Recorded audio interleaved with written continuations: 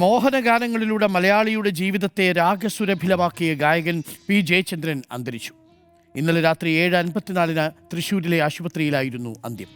കരൾ രോഗബാധിതനായിരുന്ന അദ്ദേഹം ഒരാഴ്ച ചികിത്സയ്ക്കു ശേഷം ബുധനാഴ്ച ആശുപത്രി വിട്ട് പൂങ്കുന്നം സീതാറാം മില്ലിന് സമീപത്തുള്ള ഗുൽമോഹർ അപ്പാർട്ട്മെന്റിലേക്ക് പോയിരുന്നു.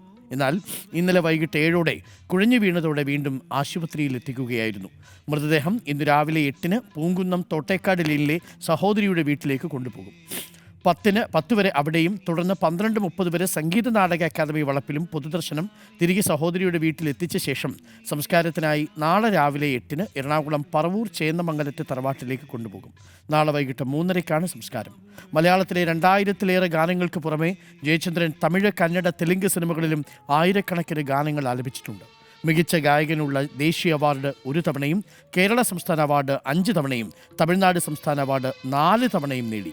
ചലച്ചിത്ര രംഗത്തെ സമഗ്ര സംഭാവനയ്ക്കുള്ള സംസ്ഥാന സർക്കാരിൻ്റെ JC ഡാനിയൽ പുരസ്കാരം, തമിഴ്നാട് സർക്കാരിൻ്റെ കലൈമാമണി പുരസ്കാരം, സുരലയ കൈരളി യേശുദാസ് പുരസ്കാരം, ഹരിവരാസനം പുരസ്കാരം തുടങ്ങിയ അംഗീകാരങ്ങളും നേടി.